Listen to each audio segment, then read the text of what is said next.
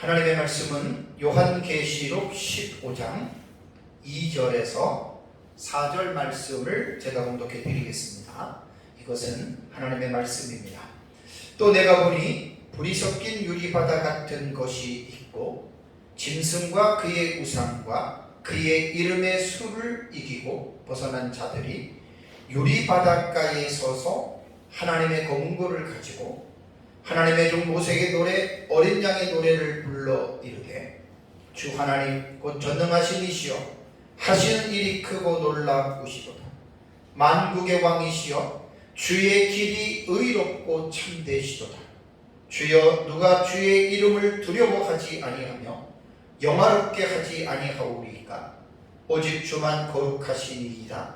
주의 의로우신 일이 나타났음에 만국이 와서 주께 경배하리이다 하더라. 아멘. 요한계시록 6장부터 19장까지의 내용이 요한계시록의 본론에 해당이 되고, 사실 이 부분이 해석상 가장 어려운 부분이라고 말할 수 있습니다.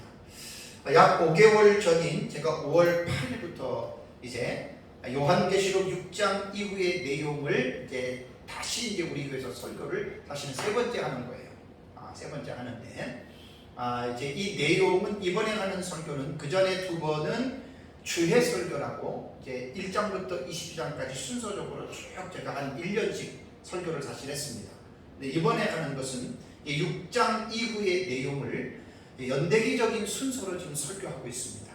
그래서 이제 연대기라고 하는 말은 시간적인 순서로 일어나는 것인데, 성경이 기록된 것도 창세기부터 구약성경 말라기까지 39권이 연대기적으로 기록된 게 아니에요. 다니엘서도 그렇고 에레미야서도 그렇고 성경을 보면 기록된 대로 사건이 이렇게 진행된 것이 아니라 이제 내용을 잘 연구하다 보면 사건들은 도치가 됩니다. 앞에 있는 내용이 뒤로 갈 수도 있고 또 뒤에 있는 내용이 앞으로 올 수도 있고, 그래서 제가 요한계시록은 우리가 단락의 구조법을 제가 본경과 삽경의 상호 교차 구조로 우리는 요한계시록을 이해한다라고 여러분들에게 말씀을 드렸습니다. 그래서 6장부터 이제 22장까지 보면은 본경과 삽경이 서로가 이렇게 교차가 되는 것은 어긋나는 거거든요. 사건의 내용들은 다릅니다. 그래서 제가 약 4개월 동안에 한 일의 기간 안에 일어나는 사건이 약 44가지의 사건인데, 하나하나 다 얘기를 한 게 아니라 그렇게 설교한 것도 있지만, 어떤 경우는 이제 이렇게 연결해서 제가 같이 또 몇 가지로 묶어서 이렇게 설교를 했기 때문에 약 4개월 동안에는 약 44가지의 사건, 6장에서 19장까지 한 일의 동안에 일어나는 사건을 제가 간추려서 연대기적으로 이제 말씀을 제가 전해드렸습니다. 한 일이라고 하는 7년이라고 하는 이 해석법은 다니엘서 9장 24절과 27절 70일의 계시에 기초하고 있습니다. 그래서 거기 남은 한 일회를 우리는 이제 미래적인 사건으로 우리는 이제 본문을 해석을 하고 있습니다. 한 일회가 맞춰지는 그 시점이 언제냐면 예수님이 재림하시면 사실 한 일회가 종결이 됩니다. 근데 예수님이 재림하면은 두 가지의 제가 양극단적인 사건이 일어난다고 말씀을 드렸습니다. 이게 되게 중요한 거예요. 불신자들은 이제 예수님 재림 이후에 곧바로 하나님의 불심판을 받게 되고요. 그러면 성도들은 어떻게 되냐면 구원을 받는데, 어디로부터 구원이냐면 이 세상이 불로 심판을 받는 그 불심판으로부터 구원을 받는 거예요. 그래서 이제 이 땅에 살고 있는 성도들이 이제 공중으로 끌어올린다라고 하는, 이게 이제 휴거의 개념이라고 말씀을 드렸습니다. 휴거에 대한 이 말은, 휴거는 성경적인데 극단적인 세대주의자들이 그릇된 휴거관을 만들어서 많은 사람들이 휴거에 대한 어떤 부정적인 이미지를 갖추고 있어요. 그래서 제가 몇 달 전에도 여러분들한테 예수님 재림할 때 이제 그 성도들이 공중으로 끌어올려지는 휴거에 대해서 마태복음 24장 31절과 데살로니가전서 4장 17절의 말씀을 자세하게 여러분들에게 말씀을 드렸습니다. 우리는 극단적인 세대주의자들이 말하는 환란전 휴거를 우리는 동의하지 않습니다. 그리고 예수님의 재림이 두 번이라고 하는 그것도 우리는 성경적이지 않기 때문에 우리는 인정하지 않습니다. 환란 전 교회의 휴거는 없고 또 예수님의 재림은 두 번이 아닌 단회적인 사건으로 보는 것이 역사적 전천년의 종말론 신학 입장입니다. 그러니까 역사적 전천년과 세대주의는 비슷하지만 다르다라고 하는 것 여러분들 꼭 기억을 해야 됩니다. 마태복음 24장 30절과 31절을 보면 예수님께서 재림하실 때에 31절 보면 큰 나팔 소리와 함께 천사들을 보내리니 그들이 천사들이 그의 택하신 자들을 하늘 이 끝에서 저 끝까지 사방에서 모으리라라고 말씀을 했는데 여기에 모으리라라고 하는 에피시나쿠신이라고 하는 이 동사는 에피시나고의 미래형입니다.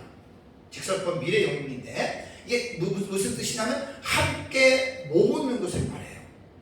그래서 한 장소로 천사들이 땅에 살고 있는 성도들을 모으는데 그 어디에다 모으는지에 대해서는 마태복음에는 그 장소를 구체적으로 적시하지 않았는데 데살로니가전서 4장 16절과 17절에는 이 장소를 분명하게 여기 적시했죠. 그것이 4장 17절을 보면 예수님 재림할 때 그 후에 우리 살아남은 자들도 그들과 함께 구름 속으로 끌어올려라고 말을 했습니다. 그래서 공중에서 주를 영접하게 하시리니 그리하여 우리가 항상 주와 함께 있으니 여기에 끌어올려라고 하는 이 동사는 하르파케수메사라고 하는 이 동사인데요. 이 동사는 하르파조의 미래 수동태입니다.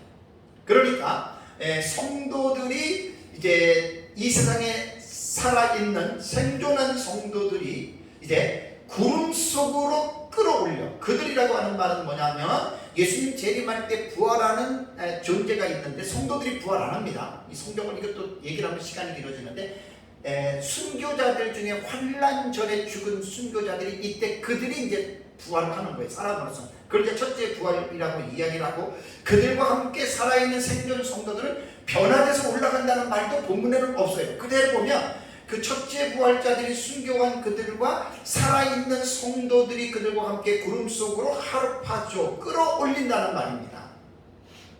여기 이제 동사 하르파조는 신약성경에 14번이 나오고요. 여러 가지가 의미가 있는데 이게 잡아채다 혹은 데려가다라고 하는 의미입니다.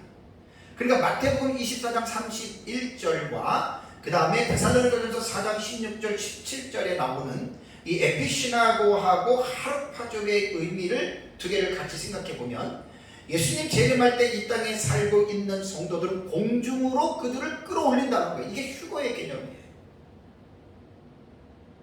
그럼 무천년주의자들 중에 일부가 이제 극단적인 세대주의의 휴거에 대해서 부정적인 견해를 갖고 있기 때문에 아예 그 어떤 사람들은 휴거는 없다 이렇게 말을 하는데 그건 잘못된 표현입니다. 왜 휴거가 없습니까? 공중으로 끌어올린다고 데살로니가전서 4장 17절에 분명히 말을 했잖아요.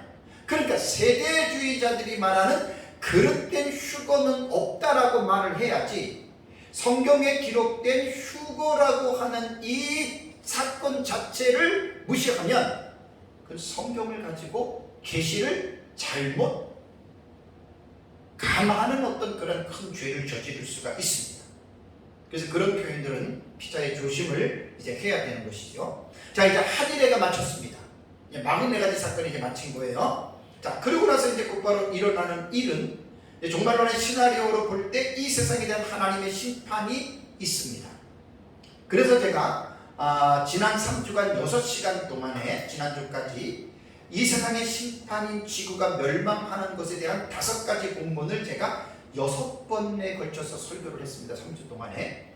그럼 요한계시록에는 이 세상을 하나님이 불러서 심판하시는 이 계시를 5번이나 중복해서 하나님이 계시를 했는데 그 이유는 이 세상에 대한 하나님의 심판이 그만큼 중요하다고 하는 사실과 그리고 이 사건은 반드시 이루어질 것이라고 하는 것을 강조하기 위해서 동일한 사건을 5번이나 하나님이 중복해서 계시하셨다라고 하는 것 꼭 잊지 말고 기억을 해야 됩니다.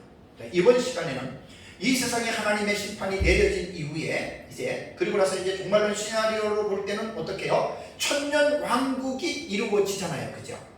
그러면 이 세상 심판하고 곧바로 천년왕국이 이루어지느냐, 이 부분을 우리는 잠깐 깊이 있게 우리는 생각해 볼 필요가 있습니다. 그래서 오늘 오전과 오후 예배의 설교는 이제 이 세상의 심판은 지난주로부터 3주 동안 제가 불심판은 6번 설교를 했기 때문에 그 심판이 이루어진 거예요. 그 다음에 천년왕국이 이루어지기까지의 그 간극의 사건이 있습니다. 그게 이제 오늘 오전과 오후 예배에 제가 설교할 내용이기 때문에 정말 오늘 연구하는 분들에게 있어서는 되게 중요한 이제 주제가 됩니다. 제가 이제 4주 전에 설교할 때에 한일의 마지막에 일어나는 사건에서 이제 예수님의 재림하실 때 이 세상의 군대들이 모인 아마겟돈 심판한다 그랬습니다. 그러고 나서 성도들은 어떻게 된다 그랬죠? 아까 그 마태복음 24장 31절과 데살로니가전서 4장 17절의 말씀, 성도들은 공중으로 끌어올리는 휴거를 당합니다. 그러면서 그때 제가 휴거된 성도들이 어느 곳에 있는지 그리고 그들이 그곳에 얼마 동안 있는지 말씀을 안 드렸습니다. 왜냐하면 세상의 심판에 대한 이 본문을 먼저 다루고 나서 제가 이것을 말씀을 드리려고 했기 때문에 그렇습니다.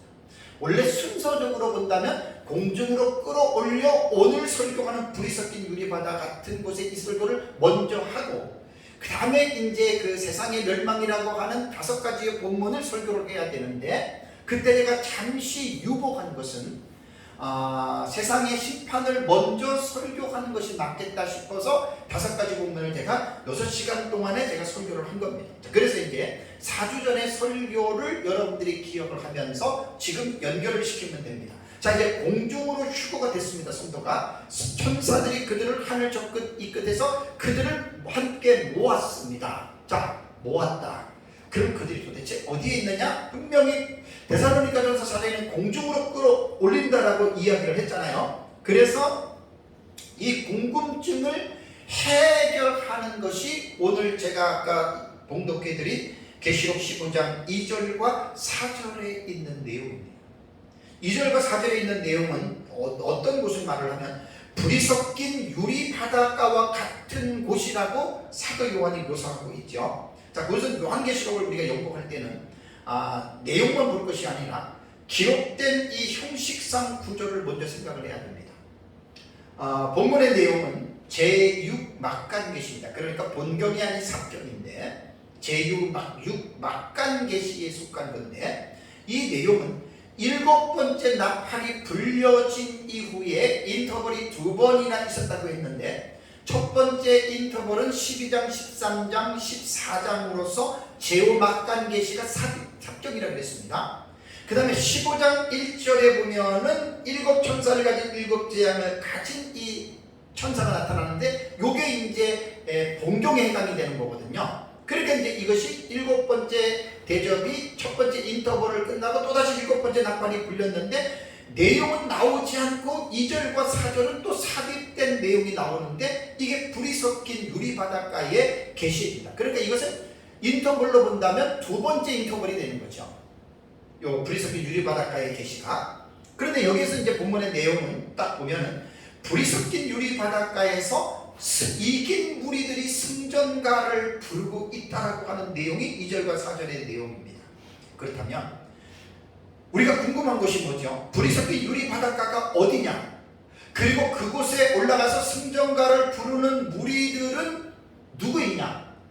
그리고 이 사건은 언제 일어나며 왜 그곳에서 승전가를 부르고 언제까지 그들이 머물러 있는지에 대한 이 부분을 우리는 본문을 통해서 우리는 읽어낼 수가 있어야 됩니다. 그래서 오늘은 이 부분에 대해서 여러분들에게 말씀을 드리겠습니다. 자, 15장 2절을 먼저 보시면 또 내가 보내 카이에이돈이라는 말이에요. 이 되게 많이 요한계시록에 나옵니다. 그리고 내가 보았다. 자, 뭘 보느냐? 그러니까 오버래핑의 기법으로 요한계시록은 계속 구성이 되잖아요. 내가 보니 또 내가 들으니 또 내가 보고 또 내가 들으니 또 내가 들으니 보니 계속 이런 이제 형식이 나옵니다. 또 내가 보니 뭘 봤죠? 불이 섞인 유리바다 같은 것이 있다.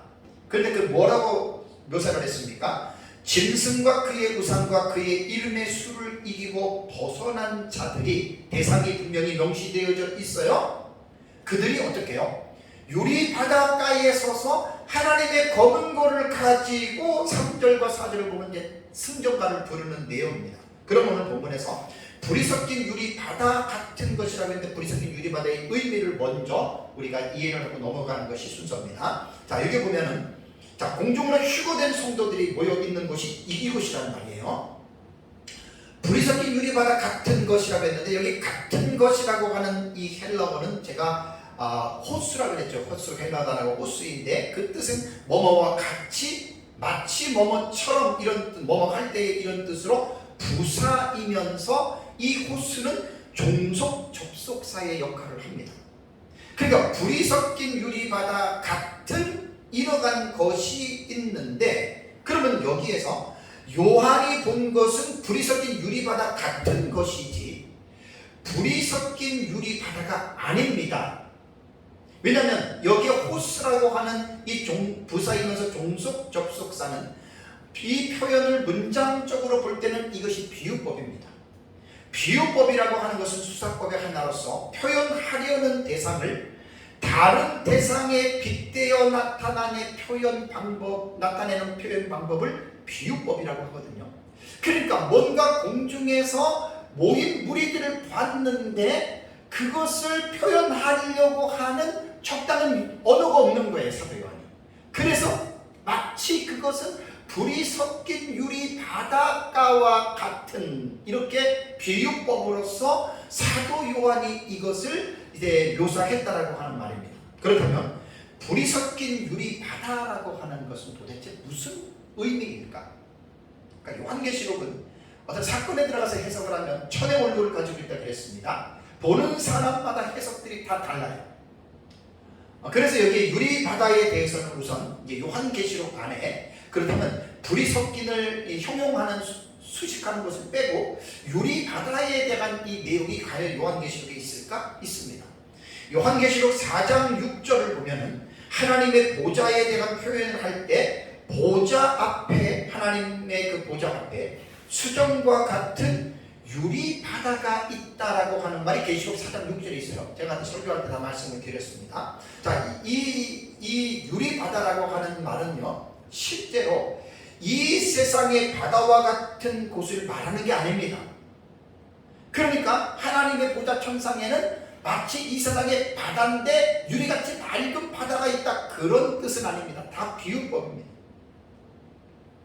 그래서 사도 요한의 이와 같은 묘사는 하나님의 보좌 앞에 아주 청결한 깨끗하고 맑은 어떤 그러한 광장이 있다고 하는 이것을 이 세상의 유리바다와 같은 것으로 이제 사도 요한은 묘사한 것이죠.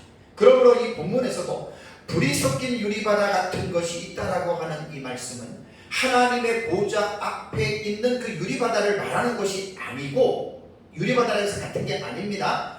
그처럼 티 없이 맑고 깨끗한 넓은 장소를 의미해 준다고 볼 수 있는데 15장 2절에서는 마치 그 유리바다가 불이 섞여 있는 것 같다 이렇게 해석을 했다는 겁니다. 자, 그렇다면 대부분 제가 주석가들의 그 유리바다에 대한 해석을 보니까 크게는 세 가지로 나누어집니다. 첫 번째는 뭐냐면 이 불이 섞인 유리 바닷가는 하나님께서 이 세상에 심판하시는 그 장면을 묘사한 것이다라고 말하는 사람들이 의외로 많고요. 또한 불의는 이 심판은 이 불이 섞인 유리 바닷가의 환상은 심판이 아니라 하늘에서 나타나는 그 심판에 대한 이 하늘에서 있는 그 광경을 보여준 것이라고 말하는 사람이 있고요. 또 하나는 소수이지만 이것은 이 지상도 아니고 천국도 아닌 중간 지점이 어디냐면 하늘에 있는 공중의 영역이라고 하는 이 세 가지에 대한 이 부분들을 학자들이 많이 이렇게 이야기를 했습니다. 가장 많이 이제 해석한 부분이 이 세상에 있는 심판으로서 해석을 했는데 김재준 박사님이나 김응조 목사님, 박윤선 박사님, 비더울프, 핸드릭스, 왈부드, 조지 레드 같은 이러한 국내외 학자들이 이 불이 섞인 유리 바닷가는 하나님께서 이 세상을 심판하시는 장면이다라고 이렇게 사실은 해석들을 하더라고요. 네, 그렇게 보시고 또 하나는 이제 박수환 박사님이나 이상근 박사님이나 베이크 같은 이러한 신학자들은 이것은 이 땅이 아니라 하늘에 있는 심판의 어떤 보좌, 하늘에 있는 어떤 그 광경으로 이렇게 해석을 합니다. 어떤 분은 심판이라고도 얘기를 하고 어떤 분들은 하늘에 있는 광경이라고도 이야기를 하는데 또 이렇게 이제 천국으로 보는 경우도 있고 마지막 세 번째가 이 세상의 공중으로 보는데 이 세상의 공중으로 보는 견해를 저는 타당한 견해라고 믿습니다. 왜냐하면 요한계시록은 어떤 한 본문을 그냥 잘라서 성경 해석하는데 가장 위험한 게 뭐냐면 앞뒤 문맥과 그 책에서 말하고자 하는 사실들을 관계 연관성을 무시하고 마치 한 절을 몇 절을 딱 잘라 가지고 그것을 가지고 해석하다 보면 그 해석은 올바른 해석이 될 수 없습니다. 십중팔구 잘못된 해석이 될 수가 있습니다. 그러니까 요한계시록의 전체적인 내용과 연관지어서 볼 때에는 이 불이 섞인 유리바닷가의 환상은 공중의 하늘의 어떤 부분에 있다라고 하는 해석이 저는 가장 성경적인 해석이라고 봅니다. 그래서 이 해석은 제가 요한계시록을 배운 우리 민병성 목사님의 해석법인데 참 너무나 나는 해석법이 옳다라고 보고요. 이 부분에 대해서 제가 이제 여러분들에게 말씀을 드리고 뒤에 좀 더 자세하게 이제 제가 성경을 이제 주의하면서 이 부분에 대해서 여러분들에게 이제 말씀을 드리겠습니다. 본문에 기록된 이 무리들이 보면은 이곳에 있기 전의 상황을 뭐라 그랬죠? 2절에 짐승과 그의 우상과 그의 이름의 수를 어떻게 해요? 이겼어요. 그러니까 신앙적으로 이기고 어떻게 벗어난 자들이 공중의 유리바닷가에 있다 그 말이거든요. 여기서 짐승과 우상, 그의 우상 그리고 그의 이름의 수를 이기고 벗어난 자들이라고 하는 이 말은요, 일반 어떤 상황에서 보편적으로 쓰는 이 용어가 아니잖아요. 그죠? 왜냐하면 짐승과 그의 우상들은 우리는 뭐가 생각나요? 계시록 13장 생각나죠. 그러니까 이것은 이 상황이 뭘 의미하냐면 우리가 살고 있는 보편적인 상황을 말하는 것이 아닙니다. 그러니까 한 일의 가운데에 후 3년 만에 대환란에 적용되는 그 용어들이에요. 지금 짐승과 우상, 그 다음에 그 이름의 수 666의 짐승의 이름의 수라고 13장에 기록이 됐잖아요. 그러니까 우리는 이들이 그 불이 섞인 유리 바닷가로 올라가기 전에 이들이 있었던 그 상황을 볼 때에는 후 3년 반 대환란이 그 시기를 지난 것으로 우리는 직감할 수가 있습니다. 그래서 우리는 조금 전에도 말씀을 드린 대로 요한계시록을 해석할 때는 우리는 단락의 해석법을 본경과 삽경의 상호 교차 구조로서 우리는 해석을 하기 때문에 이 어떤 사건 하나하나를 뚝 떼어내서 잘라내서 그 사건을 독자적으로 해석을 하면 완전히 요한계시록은 이상한 해석법이 되게 될 수밖에 없습니다. 그래서 본경은 본경대로 삽경은 삽경대로 우리는 각자의 독립적인 사건이기는 하지만 이것이 교차가 되니까 서로 어긋나게 그 사건들이 교차가 되기 때문에 상호 연관성을 무시해서는 안 되고요. 그 모든 사건들과 연관지어서 요한계시록 6장 이후부터 여러분 이 사건들을 우리는 하나로 볼 수 있는 그러한 지식이 여러분 필요합니다. 앞에서도 말씀드린 바와 같이 후 3년 반이 맞춰지는 시기에 이제 여섯 번째 대접으로 예수님이 재림하지요. 그래서 곧바로 일곱 번째 대접으로 이 세상은 하나님의 불심판을 받아서 멸망을 하는 겁니다. 이게 지금 다 연결이 되는 거잖아요. 그죠? 그러니까 이 세상이 불심판을 받을 때 아까 말씀드린 대로 성도들은 어떻게 된다 그랬어요? 공중으로 휴거되는 거예요. 휴거되는 거. 그래서 휴거에 대한 입장은 상당히 여러 가지이기 때문에 제가 이 부분에 대해서는 여러분들에게 말씀을 드리지 않겠습니다. 그렇다면 공중이라고 할 때 우리는 두 가지 장소를 생각을 해야 됩니다. 자, 우리가 보통 생각할 때 공중은 어떻게 되죠? 땅 바로 위에부터가 공중이 되고 그것이 하늘의 개념으로 들어가요. 지구가 있습니다. 그 다음에 우리가 또 알고 있는 그 하늘을 볼 때는 대기권이라고 말해요. 대기권은 공기가 있는 하늘이에요. 대기권을 지나서는 무중력 상태, 공기가 없는 이것을 우주라고 보통 우리는 생각을 합니다. 그래서 대기권을 보통 1층 천으로 말하고 우주를 2층 천으로 말하고 또 이 세상의 영역을 벗어난 하나님이 계신 곳을 어떤 사람은 이제 3층 천이다 이렇게 이제 보통 학자들이 이야기를 하는데 이건 뭐 그냥 상식적으로 여러분들이 들으면 됩니다. 그러면 이 하늘이라고 말을 할 때는 반드시 여러분 그 히브리어로 보면은 하늘이라고 하는 단어가요 샤마임이라고 하는 단어입니다. 샤마임.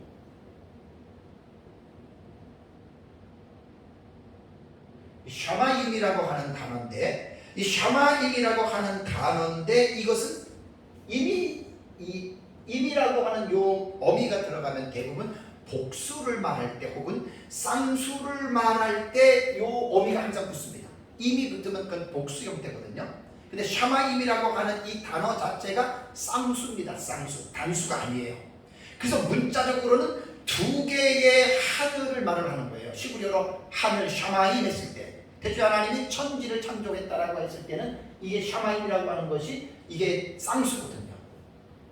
그러니까 우리는 문맥에 따라서 이 하늘이 대기권으로도 봐야 되고 우주로도 여러분이 하늘을 봐야 돼요. 왜냐하면 둘째 날에 하나님이 뭘 창조했어요? 궁창을 만들었죠. 둘째 날에 하나님이 만든 궁창을 우리는 그 샤마임이 아니에요. 하늘이라고 우리말은 번역을 했지만 그 히브리어 단어는 라키아라고 하는 단어입니다.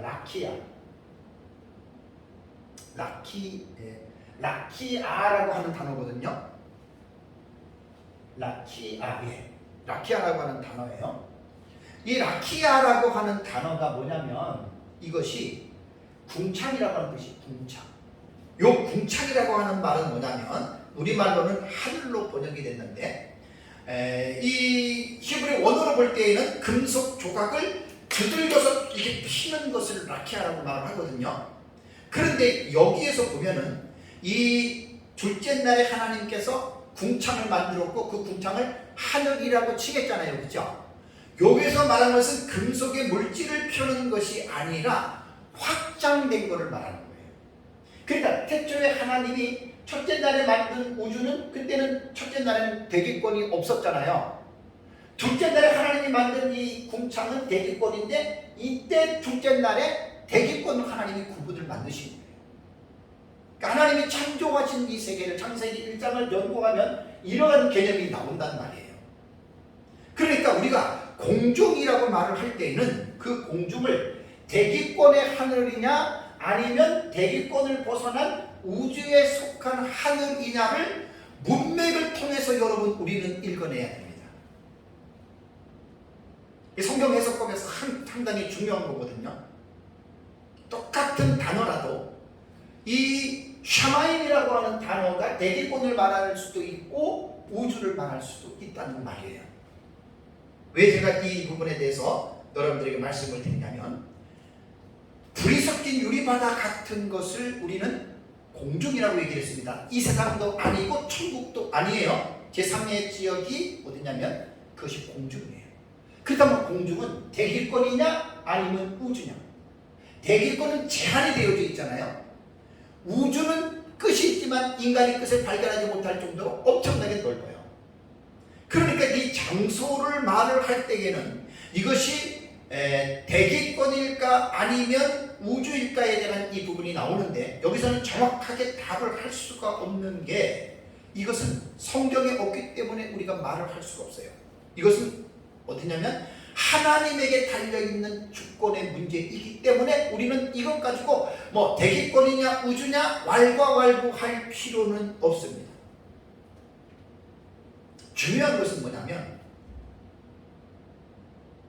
요한이 지금 이 불이 섞인 유리 바닥 같은 것을 보았는데 잠깐 돕기해서 말씀드리겠습니다. 자, 우선 7번째 대접으로 지구가 어떻게 돼요? 불로서 완전히 불바다가 되죠, 그죠? 이 상황을 다 이해하셔야 돼요. 불바다가 돼요. 그런데 6번째 대접으로 하나님이 성도들을 어떻게 했어요? 공중으로 끌어올렸지요. 자, 대기권이든 우주든 그건 하나님이 하실 일이에요. 그것까지 생각할 필요는 없어요. 자, 걸쳐서 제가 그릴게요. 여기에 수많은 사람들이 이제 공중으로 올라간 승전가를 부르는 사람들이 있어요. 사도 요한은 지금 이 상황을 어떻게 보냐면 어떤 지점에서 지금 사도 요한이 여기를 지금 쳐다보고 있다고 생각을 하면 너무너무 정확한 해석이 됩니다. 유리바다는 유리바다인데 왜 불이 섞여 있는 유리바다? 여러분, 지구가 있으면 여기 달이 있잖아요. 달. 그죠? 태양과 달의 관계 알지요? 밤이 되면 태양의 열을 달이 반사해서 지구로 비춰주잖아요. 지구에서도 태양이 보이고 지구에서도 달이 보이고 달에서도 지구가 보여요. 자, 지구가 지금 불바다에 불이 확 지구 자체가 많이 불이 붙었어요. 달에서도 보이고 이 불빛이 달에까지 갑니다. 그러면 불이 섞인 유리바다라고 하는 것은 지구의 불빛이 사도 요한이 보니까 공중의 어느 영역에 짐승과 그의 우상과 이름의 수를 이긴 무리들이 지금 여기 서 있는데, 요한이 보니까 이게 유리바다 같은 맑은데 불이 섞여 있다라고 하는 말은 지구에 서 있는 이 불빛이 이 표면에 비친다. 이렇게 생각하면 가장 합리적이고 가장 정확한 해석이라고 저는 작성합니다. 믿고 안 믿는 것은 개인의 자유이기 때문에 제가 강요하고 싶지는 않지만 이 본문을 주의하는 입장에서 이 해석이 가장 합리적이라는 겁니다. 그리고 우리가 해석해 나가는 한일의 기간 동안의 그 해석법이 있잖아요. 그 해석법에 볼 때는 전혀 이것은 어긋나지 않습니다.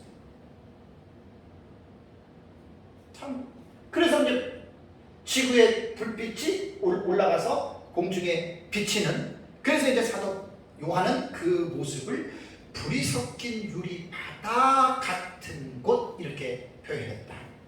어떤 추석의 해석을 봐도 이렇게 정말 이해가 될 수 있는 내용들은 제가 못 봤어요. 가장 이것이 합리적인 해석입니다. 그래서 아까 말씀드린 대로 요한계시록은 어느 한 부분을 잘라가지고 해석하면 안 돼요. 전체적으로. 그래서 우리 도표에 보면은 연결계시를 제가 해놨잖아요. 연결계시가 있고 연관계시가 있어요.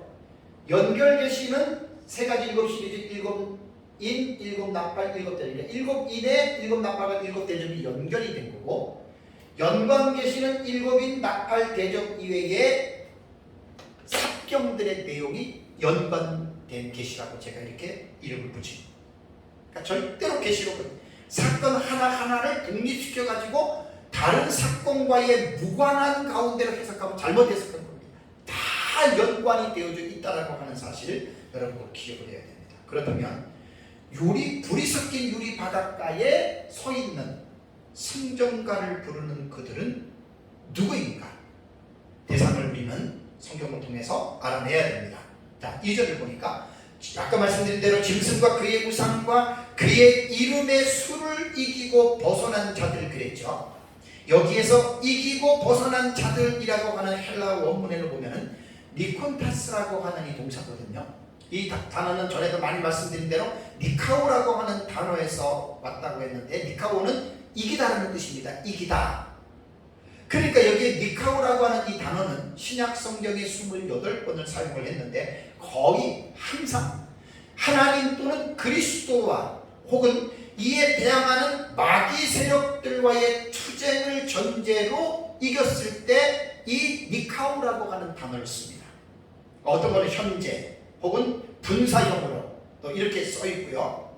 이렇게 지금 많이 이 동사가 사용이 됐습니다. 그래서 이제 요한계시록에서는 세상에 재앙을 가져오는 세력들의 승리에 대해서 이제 언급을 하고 있는 것이 14번 나옵니다. 근데 이제 이 본문을 보면 우리말 개역과 개정역에서는요, 여기에 보면 우리 2절에 보면은 뭐라고 했습니까?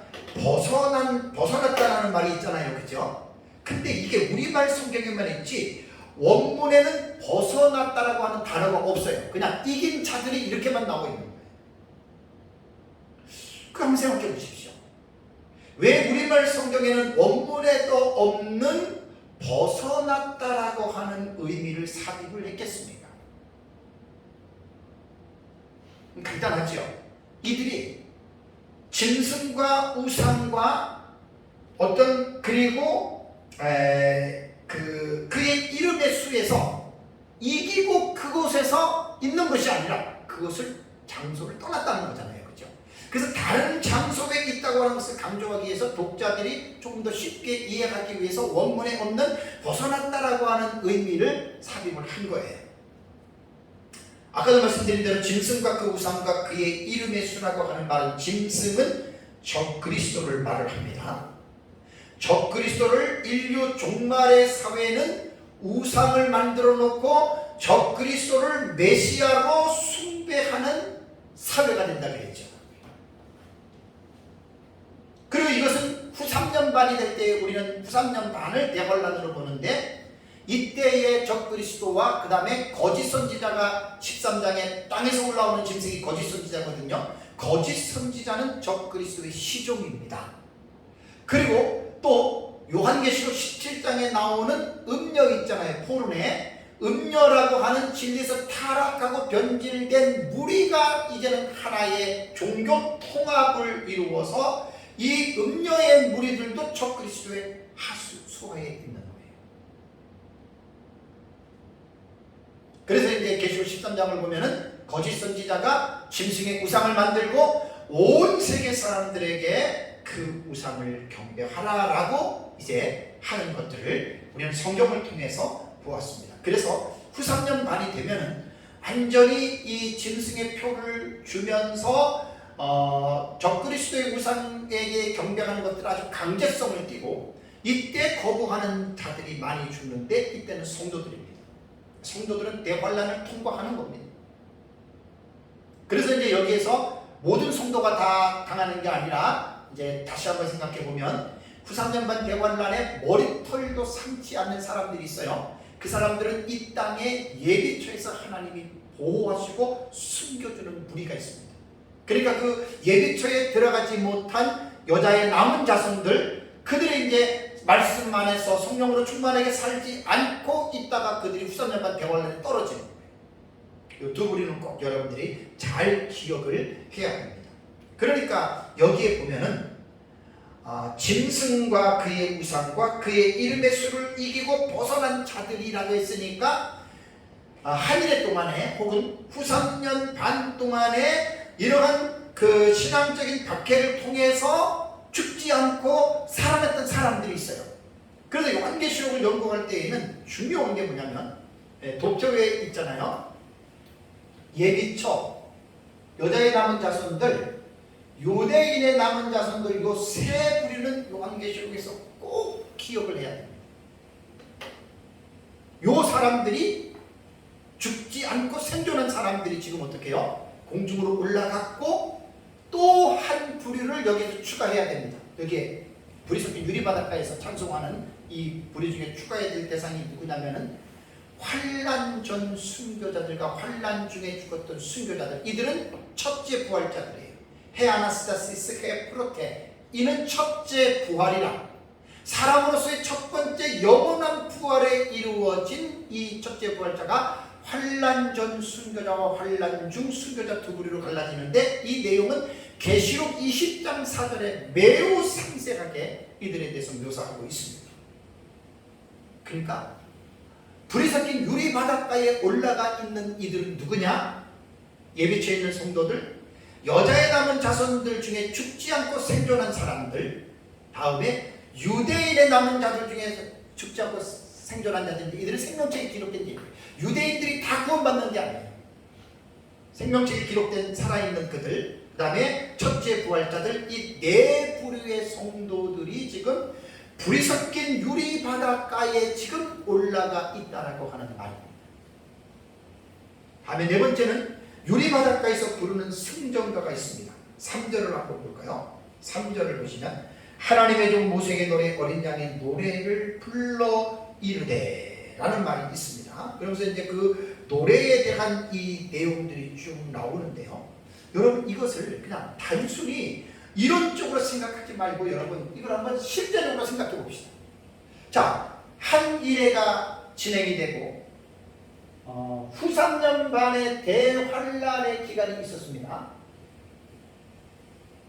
전반부와 후반부에 여기에서 죽지 않고 믿음으로 견뎌서 이긴 사람들이 지금 예수님 재림하면서 이들이 어떻게 해요? 하늘로 휴거됐죠. 휴거. 그러면 이들은 이미 한 일에 있었던 이 상황들을 실제로 자기들이 겪었던 사람, 경험자들이잖아요. 그렇죠? 예수님의 재림도 보았고 아마겟돈의 심판도 보았고 자기들이 공중으로 끌어올라가는 휴거도 보았고 휴거되자마자 이 세상이 불에 탄 거예요. 지구가. 그럼 이들은 공중에서 지구가 지금 세 갈래로 갈라지는 불타는 광경을 볼 거예요? 봤어요? 못 봤어요? 보고 있는 거예요. 지금. 여러분 한번 생각해 보십시오. 제가 설교했던 내용을 그대로 여러분 이 상황을 생각해 보세요. 그리고 요한계시록에 기록된 대로 이 사건이 이루어졌어요. 이들은 불심판으로부터 구원받아서 공중으로 올라갔어요. 너무 기가 막힌 상황이에요. 땅을 보니까 지금 불에 타고 있어요. 우리가 만약에 이 상황 가운데에 들어있다면 여러분 마음은 어떨 것 같아요? 이건 가상적으로 만들어낸 시나리오 아니에요. 팩트예요. 사실이에요. 그 마음을, 감정을 한번 생각해 보세요. 우리가 이 본문에 우리가 그대로 한번 생각을 하면서 내가 이 불이 섞인 유리 바닷가에 내가 지금 있다라고 생각한다면 여러분 어떤 생각이 들겠습니까? 저 같으면 말도 못한 눈물과 감사와 감격이 계속해서 하나님 감사합니다. 하나님 감사합니다. 계속 저는 이 말이 끓이 자꾸 나왔을 것 같아요. 왜?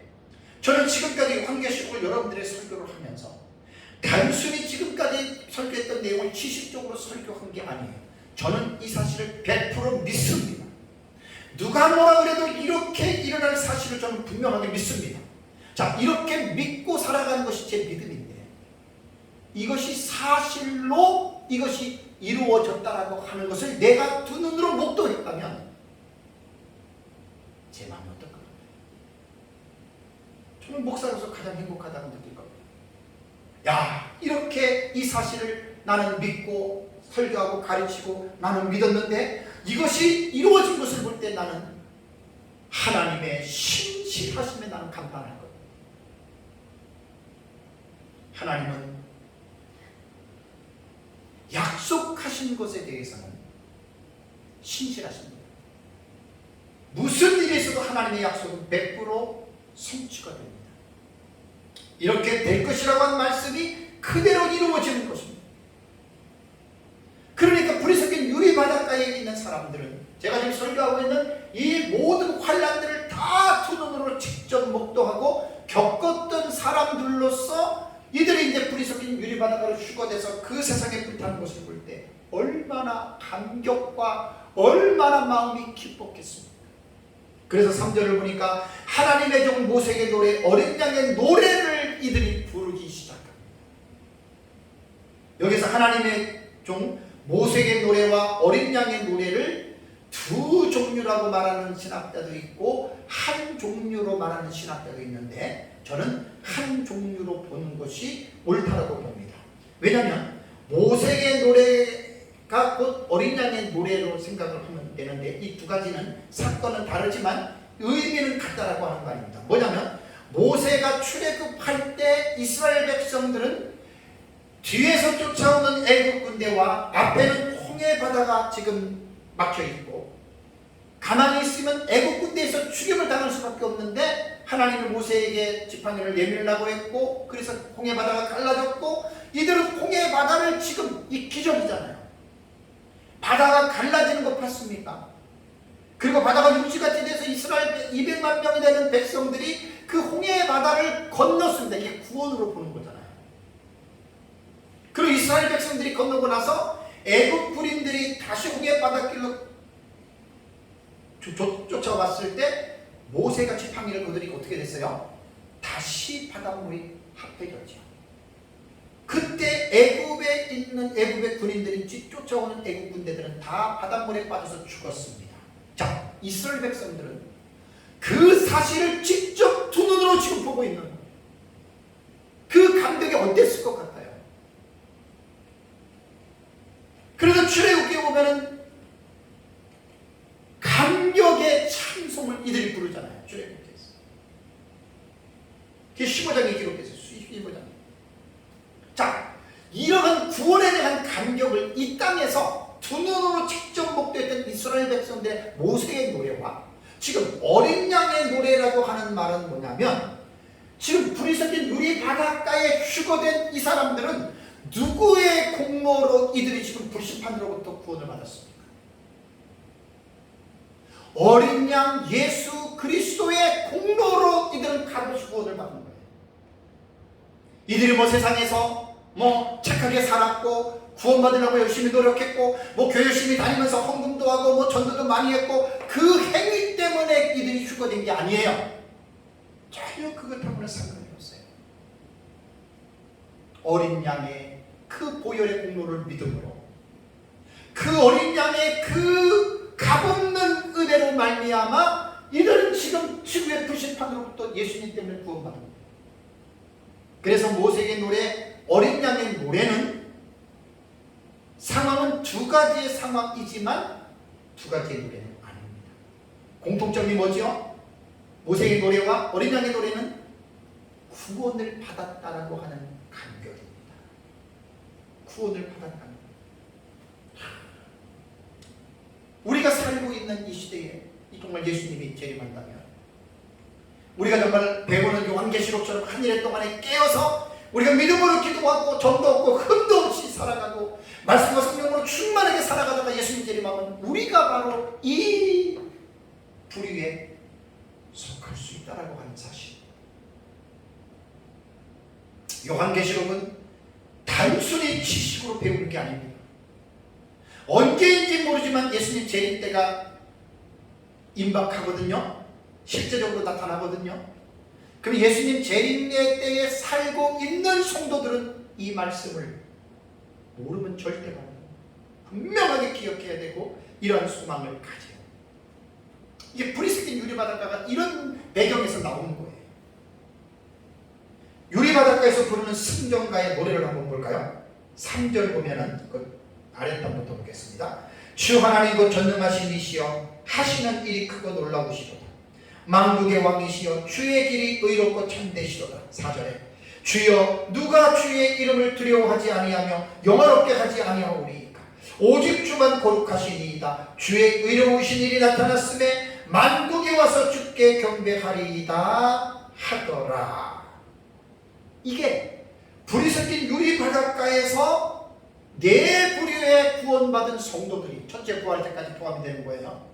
이들 거기서 하나님의 검은고를 가지고 지금 이렇게 모세의 노래, 어린 양의 노래, 그 감격을 가지고 이것이 바로 찬송가의 가사입니다. 가사. 자, 노래를 받으실 대상이 누구라 그랬죠? 주 하나님 전능하신 이시여 만국의 왕이시여 라고 했을 때에는 이들이 부르는 노래의 대상이 하나님입니다. 여러분, 우리가 노래 부를 때 사랑해 당신을 정말로 사랑해 그러면 그 노래하는 대상이 누구예요? 사랑하는 대상이 되잖아요. 이성이 될 수 있잖아요. 근데 이 노래를 받으실 대상이 누구냐면 전능하신 하나님이고 만국의 왕이신 창조주 하나님, 삼위 하나님에 대한 그 하나님을 위해서 지금 자기를 구원해 주신 그 은혜의 감격을 통해서 부르는 겁니다. 여러분, 찬양은 인간이 찬양을 받으면 안 됩니다. 하나님만이 찬양을 받으실 만한 유일한 대상이십니다. 인간이 찬양을 받으면 그는 엄청난 죄를 짓는 것입니다. 사람이 아무리 위대한 업적을 남겼어도 인간은 찬양의 대상이 아닙니다. 오직 그 사람을 위대하게 만드신 하나님을 찬양해야지, 사람을 찬양하면 그것이 우상을 숭배하는 죄를 범하는 것입니다.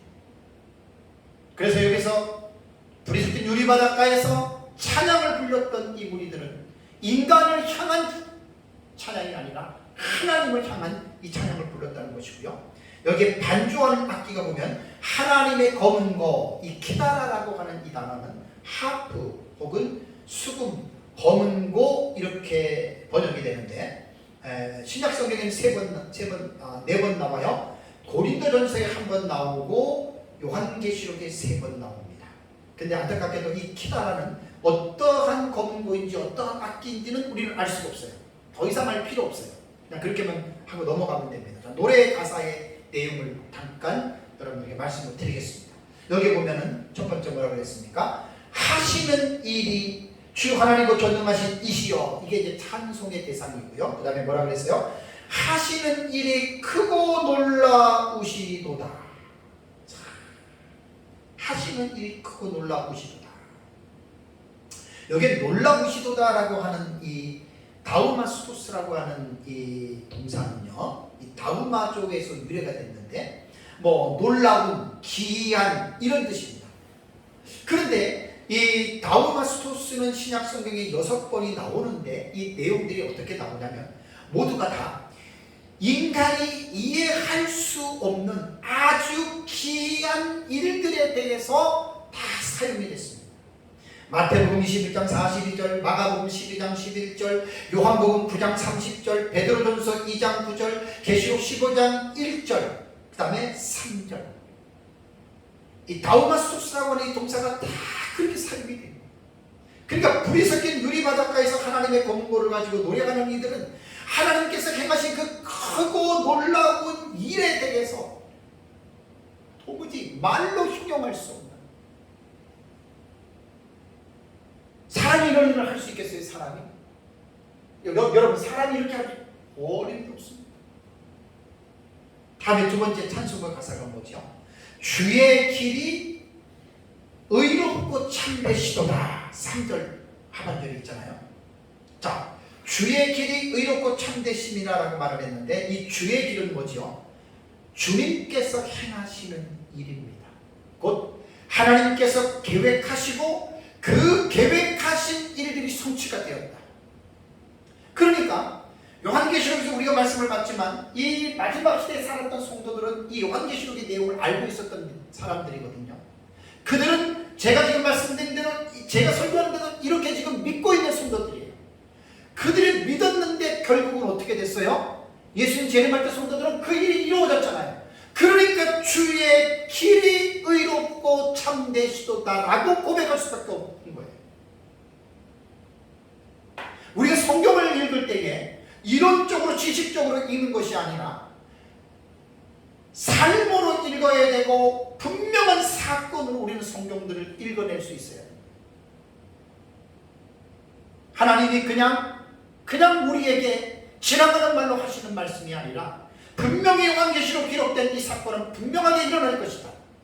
안타깝게도 과거주의자들은 과거에 일어난 사건으로 치부하기 때문에 그들은 과거의 사건에 머물고 있지만 우리 역사적 전천년의 미래주의는 이 사건을 미래로 일어날 사실로 보기 때문에 우리에게는 생동감이 있어요. 요한계시록.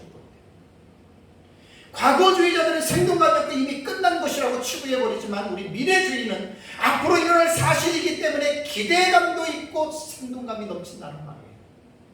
저는 요한계시록을 미래주의로 보고 있다고 하는 이 사실에 얼마나 하나님 앞에 개인적으로 저는 감사한지 모릅니다. 그래서 주의 길이 의롭고 참되다라고 하는 말은 하나님께서 말씀하신 대로 이것이 이루어졌다. 이것을 지금 불이 섞인 유리바닷가에 있는 무리들이 하나님을 찬양하는 거예요. 또 세 번째는 4절을 보시면 주여 누가 주의 이름을 두려워 아니하며 영화롭게 하지 아니하오리까 라고 말을 했습니다.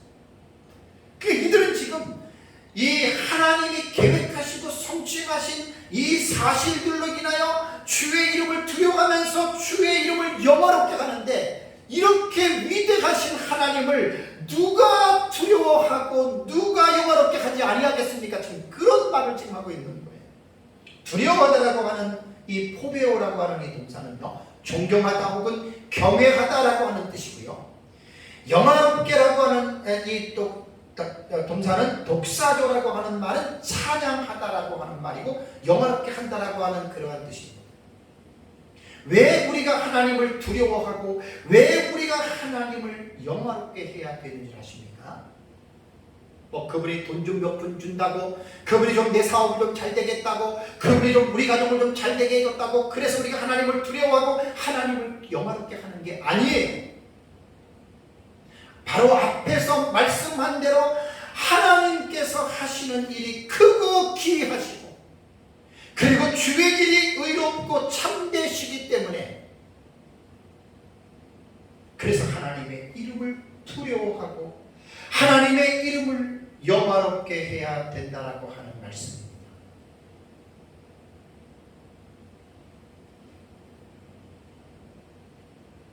하나님은 모세에게 자신을 계시하실 때에 하나님을 두려워해야 할 것을 명령하셨다고 하는 것을 출애굽기를 통해서 우리는 알 수가 있습니다. 하나님의 이름을 저는 가끔 여러분들에게 말씀을 드리잖아요. 하나님을 두려워하면서 섬겨라. 저 이렇게 말하잖아요. 이게 두려워라고 하는 이 의미는 공포심에 질리는 그런 두려움이 아니라 경외의 극치가 두려움으로 나타나거든요. 하나님의 이름은 함부로 우리의 입에서 오르락내리락 하면 안 됩니다. 출애굽 20장 7절에도 너는 내 하나님 여호와의 이름을 망령되게 부르지 말라. 여호와는 그의 이름을 망령되게 부르는 자를 죄 없다 하지 아니하리라 라고 말을 했어요. 하나님 두려워해야 됩니다. 가볍게 하나님 생각해서는 안 됩니다. 그래서 하나님을 두려워하라고 하는 말은 포베오라고 하는 단어는 존경하라는 말이에요. afraid, 그 경외심을 말하는 거예요. 다음에 네 번째는 4절에 뭐라 그랬습니까? 오직 주만 거룩하시니이다 라는 찬양을 합니다. 거룩이라고 하는 이 말은 본절에서는 호시우스라고 하는 이 단어를 썼습니다. 하기우스라고 하는 단어를 쓰는데 이 호시우스라고 하는 이 단어는 거룩한 혹은 경건한 혹은 신앙심이 깊은 이라고 하는 그러한 뜻입니다. 하나님과 사람을 향하여서 이 단어가 사용이 됐는데 본문에서는 사람을 향해서 사용된 게 아니라 하나님을 향해서 사용이 된 겁니다. 왜 하나님을 두려워하고 영광을 돌려야 하냐면 바로 하나님은 거룩하신 분이라고 하는 사실입니다. 모든 인간은 만물은 다 심히 부패했죠. 다 죄에 오염이 됐죠. 그런데 오직 하나님 한 분만은 거룩하십니다.